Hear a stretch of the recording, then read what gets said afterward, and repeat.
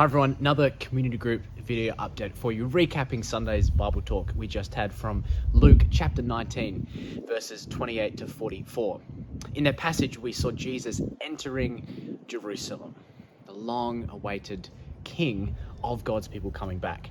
But what was interesting is that we don't really understand and comprehend this idea of kingship in Adelaide and a Western democracy, day-to-day life. I'm sure the idea of a king does not thrill you, nor shape how much you live too much.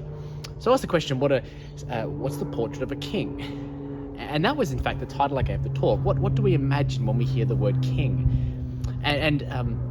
We saw a number of things in that passage about Jesus. We saw the posture of a king. We saw the heart of the king and what it means to be the king's people.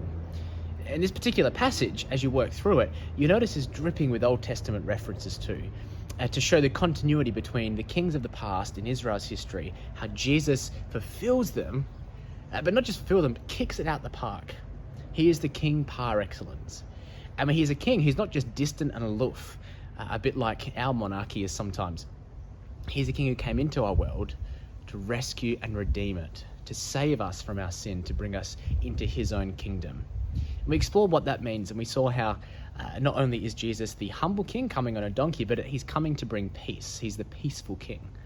We saw the crowds crying out, quoting Psalm 118, verse 26. We saw the rocks, even creation itself, siding with Jesus, saying, we will cry out, or Jesus saying, they will cry out, the rocks would, if I tell them to be quiet. Then we saw the heart of the king, how he got to Jerusalem and he stopped just outside and he broke down and wept bitterly. Deep grief, just like Peter wept when he denied Jesus. Deep grief at the city who missed him. The city who didn't have their diary in sync with what God was doing, with God's agenda in the world, in Jesus. And he weeps that if only they knew the time that Jesus was here, the king has come among them. And so we saw that at the end, and we saw how for us as people of the king, there are three things that should define us too. Firstly is the praise of the King Jesus. We've been redeemed to praise, and we all give worth and praise to lots of things, but what about our king who went to the cross, who rode on a donkey, who sat on cloaks, who didn't drive a Rolls Royce or came in power or anything like that, but simply, differently than what we'd expect, went to a cross to die and rise again for us. Then we saw not only the people of the king who praise him, but also that we would be ready to serve our king too. Jesus asked for the donkey from the man or the family, and they gladly gave it. And just the thought that, Jesus will ask things for us because he is king, and are we ready to serve him? And then we finish with a weeping over those who were lost as well. Jesus wept over the city, longing for them to know, and our own family and friends too, that we would have the same heart for the lost, just like Jesus does. That's a quick recap from Sunday's talk.